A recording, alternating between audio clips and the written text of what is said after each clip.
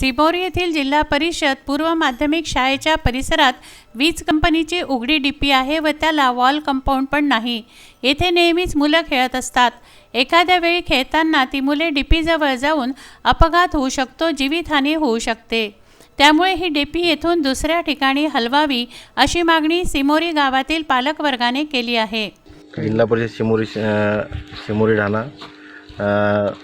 केंद्र हातरू येथून आमच्या शाळेमध्ये हे आवारामध्ये डीपी आहे आणि ही जी डीपी आहे ही विद्यार्थ्यांच्या आणि सर्वांच्या दृष्टीनं खूप घातक आहे।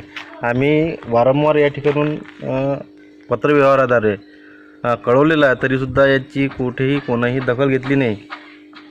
त्यामुळं आज पत्रकाराच्या समक्ष आम्ही आमचे विद्यार्थी आणि दोन्ही शिक्षक या ठिकाणी चॅनलला, टी व्ही चॅनलला आणि पेपरला सुद्धा ही जाहिरात देत आहोत, जेणेकरून आमची ही दखल सर्वांनी घ्यावी एवढीच आमची इच्छा आहे। या संदर्भात मुख्याध्यापक व केंद्र प्रमुख यांनी महावितरण कंपनीला वारंवार तक्रार देऊनही अद्याप दखल घेतली गेलेली नाही।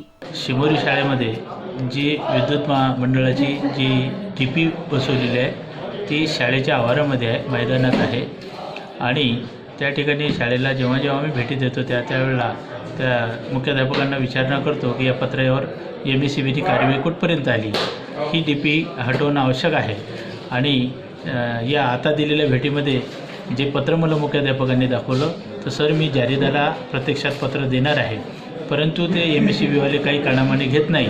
उद्या चालून ती डीपी शाळेच्या आवारामध्ये आहे, त्या ठिकाणी गावातील मुलं व्हॉलीबॉल वगैरे खेळतात आणि त्या शाळेची मुलंसुद्धा त्या मैदानामध्ये खेळत असतात।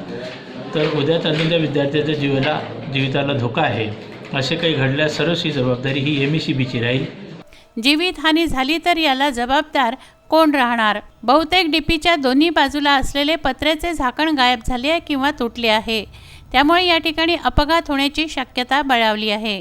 ही उघडी डीपी तातडीने बंद करावी किंवा दुसऱ्या जागी न्यावी अशी मागणी सिमोरी गावकऱ्यांनी व पालकवर्गाने केली आहे। मारुती पाटणकर, विदर्भ न्यूज, चिखलदरा।